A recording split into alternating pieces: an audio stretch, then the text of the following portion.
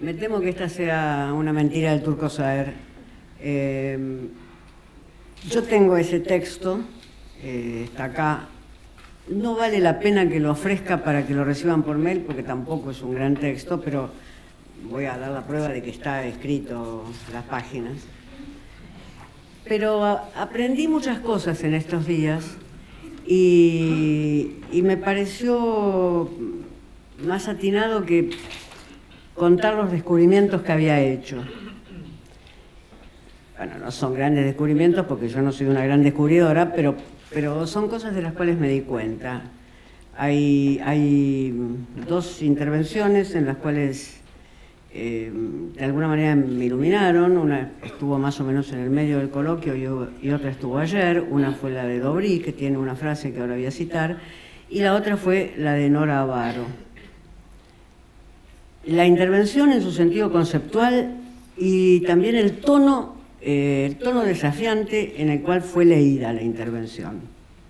Las dos cosas. Es decir, tuvo algo de lectura escénica esa intervención que a mí me atrajo grandemente.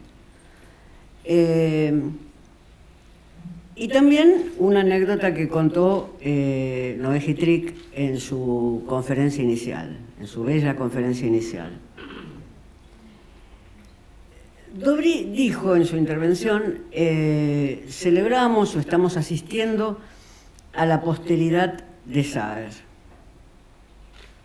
lo cual era parte de que Saer ya definitivamente era un autor póstumo, muerto, y además nosotros seguíamos enterrando bajo nuestros discursos, digamos, lo convertíamos en póstumo en ese sentido.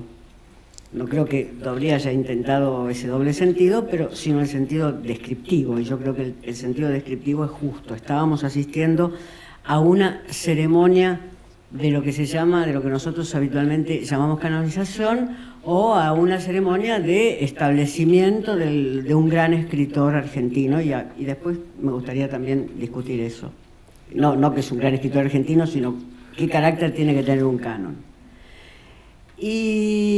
Y Nora Avaro reclamó un derecho. ¿Se puede decir que una novela no es tan buena como las otras? Y lo dijo en este tono de desafío.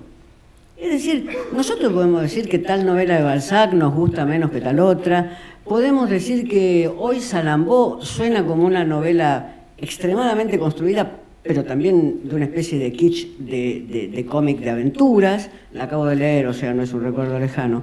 Es decir, podemos decir que incluso algunos poemas de Las Flores del Mal no nos gustan como otros poemas de Las Flores del Mal. Podemos decir que Cymbeline no es la mejor obra de Shakespeare, que tiene muy superiores y que por tanto Cymbeline es una obra inferior. Ahora, hubo como una especie de defensa de lo imborrable que yo creo que estoy atribuyéndole esto a Nora Avaro, pero creo que provocó ese tono desafiante en su intervención, y que a mí particularmente me gustó mucho y me interpeló mucho. Es decir, ¿se puede decir de Saer, como se dijo de Homero, que a veces duerme? ¿Tantoque dormita Homerus? ¿Se puede decir tantoque dormita Saer? ¿O no?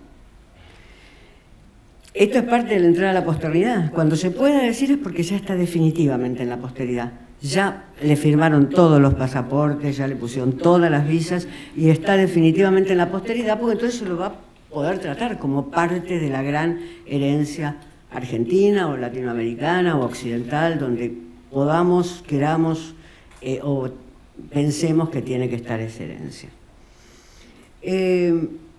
En cuanto a nosotros, porque esto es Saer, y cómo será Saer de aquí en adelante, cómo será esta posvida que tiene todo escritor, y que yo creo que la de Saer va a ser larguísima.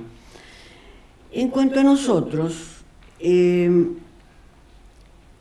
arriesgaría que si yo tuviera que ser una historiadora de la literatura de dentro de 10 años, si tuviera el privilegio de vivir en dos dimensiones temporales y fuera una historiadora de literatura de dentro de 10 años, yo diría que en esta reunión se ha cerrado el primer periodo de la crítica saeriana, que tiene personalidades muy diferentes, muy distinguidas, que se inicia con unas notas muy tempranas, no se mencionó acá, una nota muy temprana de Carlos Altamirano, encargada por Agosti, publicada en la revista comunista Cuadernos de Cultura.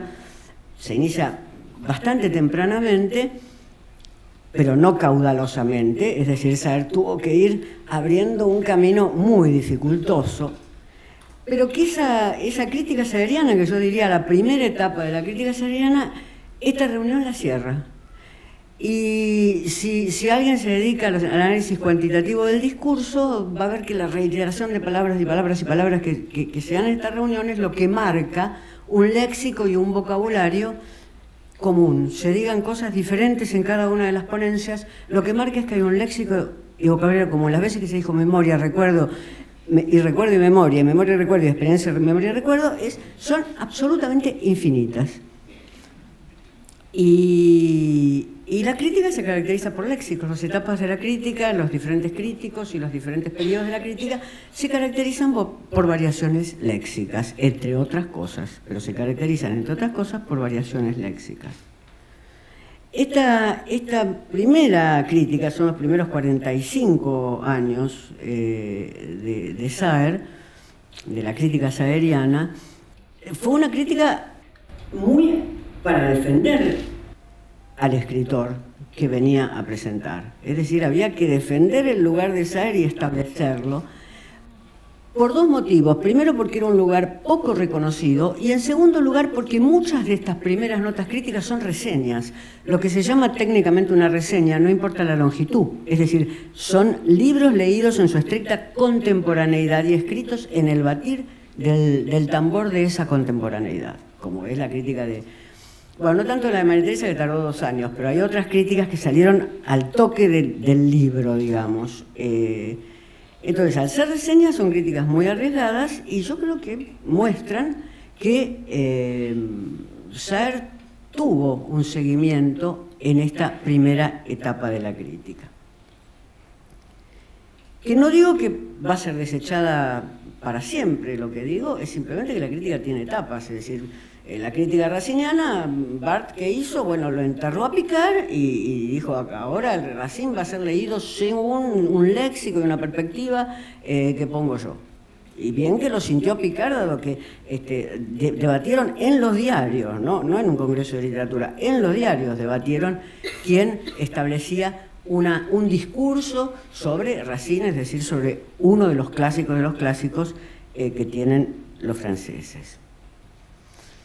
Entonces, ¿por qué se me ocurre que acá surge una nueva etapa de la crítica saeriana? No mañana, no esperemos que mañana abramos el Litoral o el suplemento cultural de Perfil y entre la nueva etapa. Lo que quiero decir en una periodización como se hace en las historias literarias.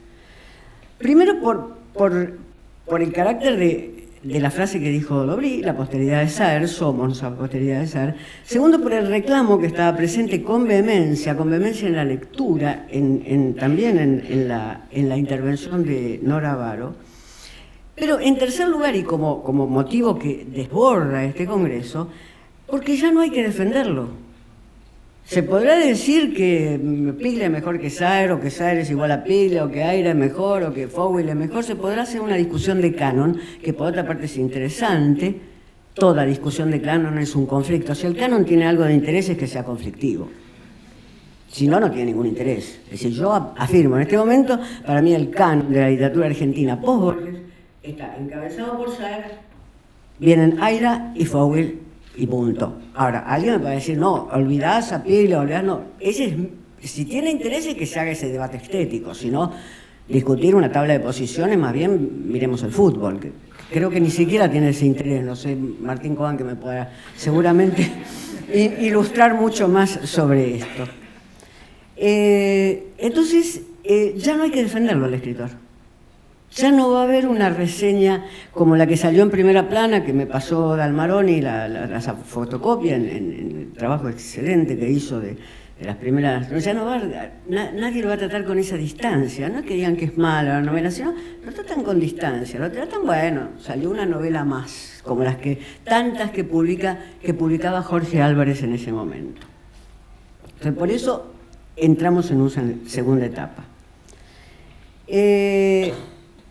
La otra razón es porque pasó de moda la teoría en base de la cual hasta hoy se sigue discutiendo la teoría del personaje. Pero esa teoría ya murió. O todavía hoy decimos existe personaje, pero esa teoría ya murió. Esa teoría era la teoría de los 50, 60, culmina en Althusser, tiene su vis psicoanalítica en Lacan, es la crítica del sujeto, comienza con Foucault, ya está muerta.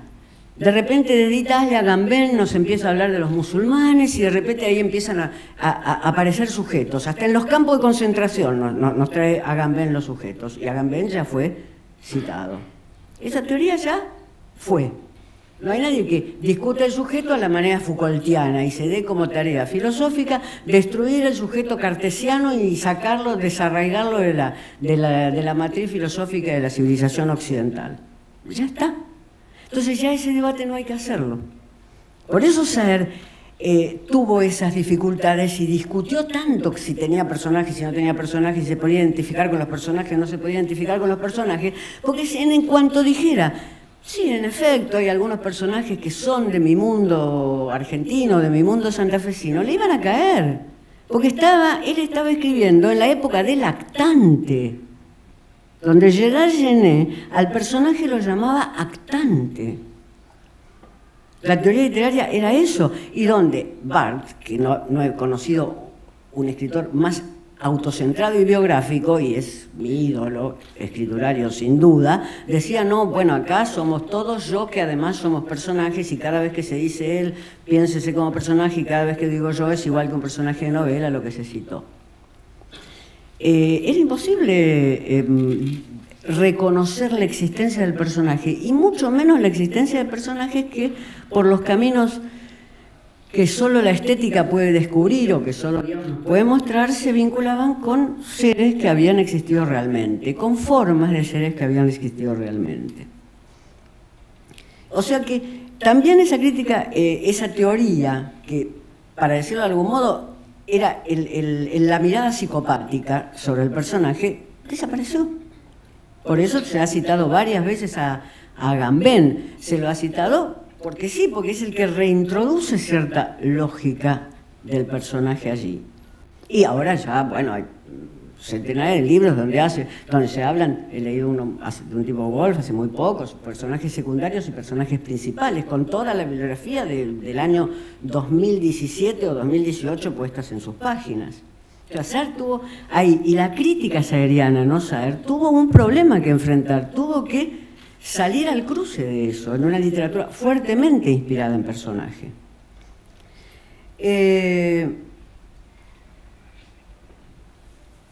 Lo otro por lo cual se espera, este coloquio me hace esperar una nueva etapa, digamos, que de alguna manera se anuncia en las citas que he hecho de Avaro y de Dobry, es que Saer ya no es un nuevo escritor.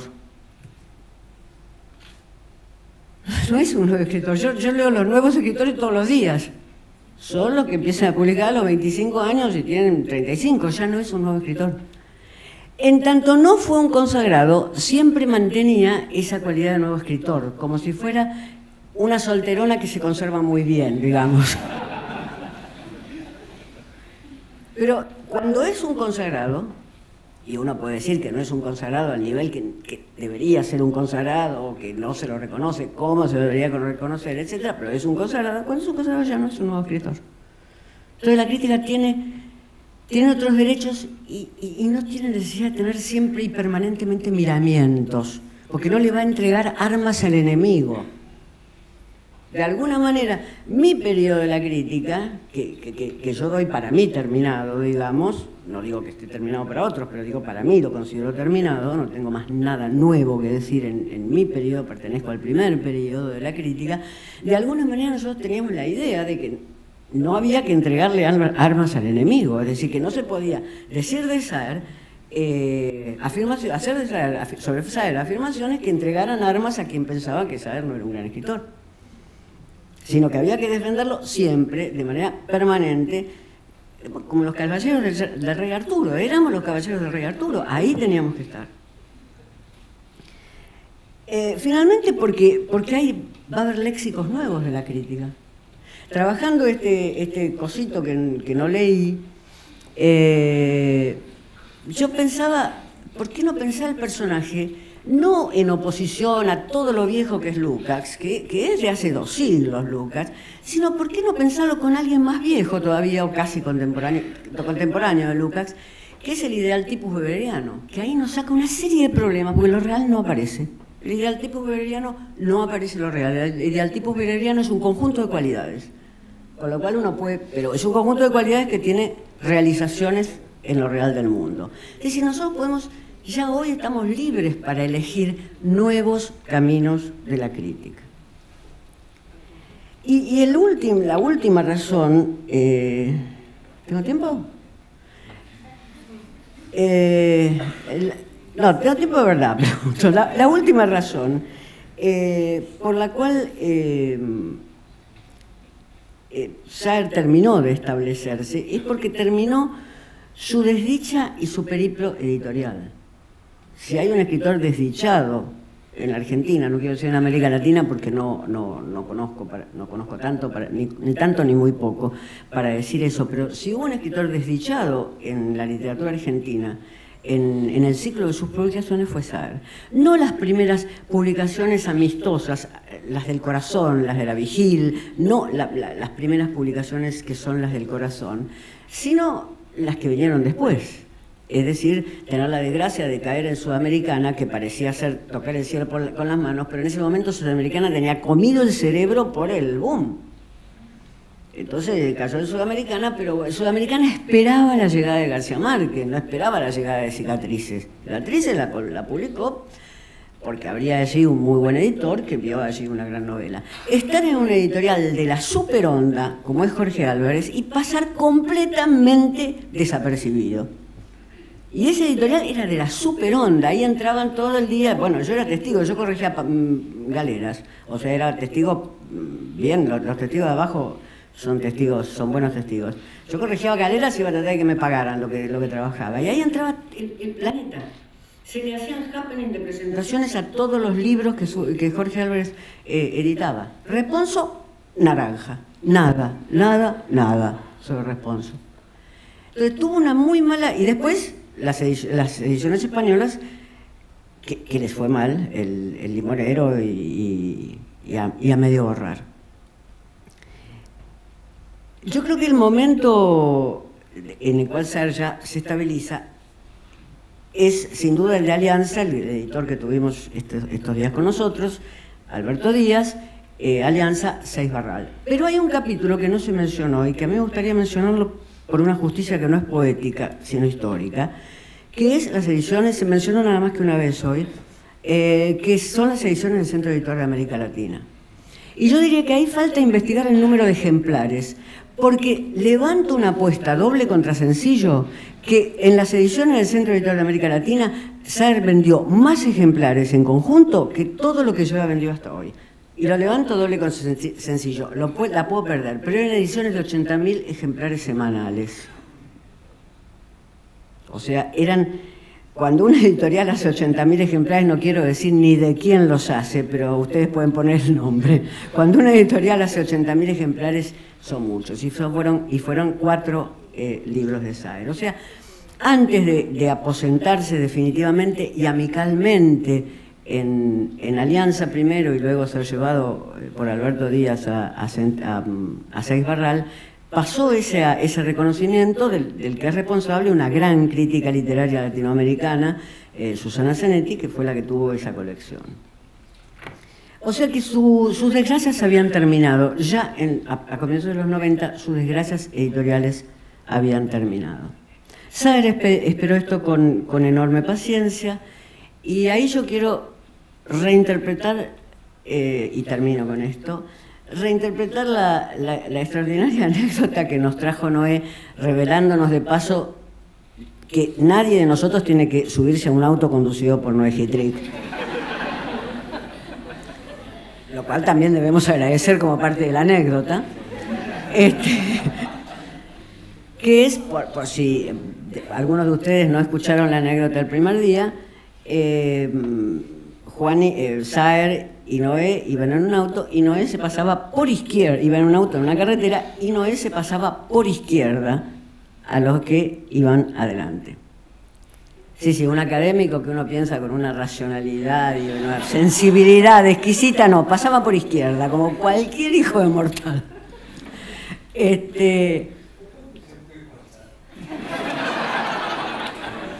Bueno, entonces ahí se pusieron todos muy nerviosos y Saer dijo, lo voy a ver textual, no tenemos apuro. Noé agrega que el tono que usó Saer era el de su abuelo de origen árabe. Me gustó mucho la anécdota por aquello que esas anécdotas se resignifican. En ese momento no significaba nada, ni para Noé, ni para Saer, ni para nadie que fuera en el auto, pero uno las resignifica a lo largo del tiempo. Y en efecto, Saer no tuvo apuro. Saer no tuvo apuro. Desde ese comienzo de la zona hasta llegar a comienzos de los años 90, no tuvo apuro. Tenía, por supuesto, una fe, decir desmesurada estaría mal, porque yo creo que era una fe bien fundada en lo que él estaba haciendo, una creencia bien fundada en lo que él estaba haciendo, pero supo esperar y no aflojó nunca en cuanto a los términos de su literatura, en cuanto a su escritura, nada. Entonces esa anécdota a mí se me resignifica hoy, no la conocía y se me resignifica hoy en ese sentido. Saer era el hijo de inmigrante que no tuvo apuro y quizás por eso sea tan grande. Gracias.